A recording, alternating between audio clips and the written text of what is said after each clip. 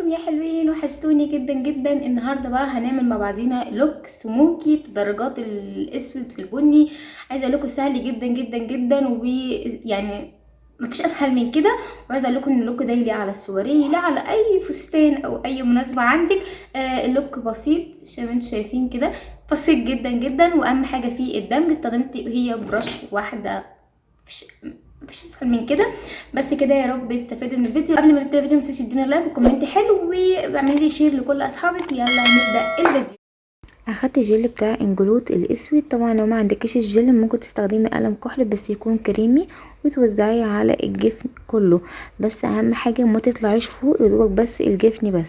تمام. وبعد كده هاخد درجه بني غامق وهدمج بس زوايا الطرف بتاع الكحل، لان انتوا هتلاحظوا كده لما جيت اخش كده بالفرشه على الكحل العين كلها كانت هتبقى كلها اسود. وعادي جدا جدا هنصلح مع بعضينا، كلنا بنرتكب اي خطأ عادي، مفيش اي مشكله والخطأ ده بيتصلح.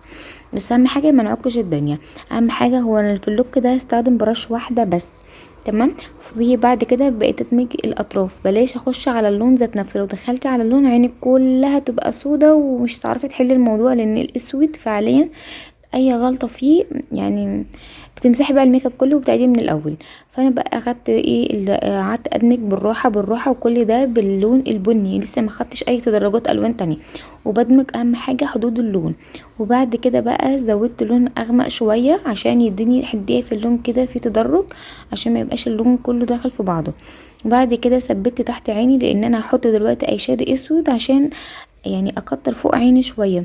فطبعا الاسود اللي انا بحطه ممكن يقع تحت العين ويبوظ لي الدنيا، فاهم حاجه تكوني يا اما ما تحطيش اي حاجه على وشك، يعني ما تكونيش حاطه فاونديشن او كده، ولو انتي حاطه للاسف فاونديشن تضطري ان انتي تحطي باودر تحت العين عشان ما فيش اي لون يقع من الاي شادو. وبعد كده حطيت جل في عيني، جل انكلود.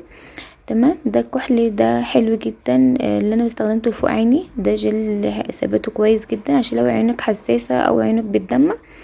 وبحدد بيه كده زاوية العين من تحت وبشده لبره، يعني اهم حاجه عشان ما يبقاش فيه فراغ، اسحبي اللون لبره. واستخدمت بعد كده ماسكارا بتاعه ايسنس حلوه جدا، بتدي فوليوم حلو للرموش. وممكن لو حابه تضيفي انتي الرموش اوكي. استخدمت روج بتاع مايت سينما حلو جدا، وهايلايتر بتاع شي ان.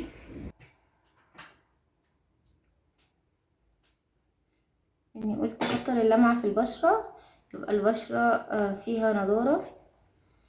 طبعا انتوا لو حابين تضيفوا فوق العين اوكي براحتكم.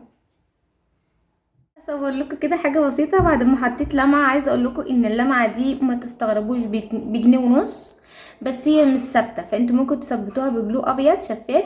بصوا اللمعه رهيبه رهيبه. مش هقول لكم بقى 150 وحاجات كده زبعوليه، بس دي حبيت ان انا اقول لكم في اخر الفيديو انا بعد ما خلصت وكنت بصور تيك توك. لو انتم لسه ما تعرفوش اللينك بتاع تيك توك هسيبه لكم تحت في الديسكريبشن بوكس. بصوا دي اهو، ماشي. انا حبيت ان انا اوريها لكم باللمعه، حلوه قوي. بس كده، يلا باي باي.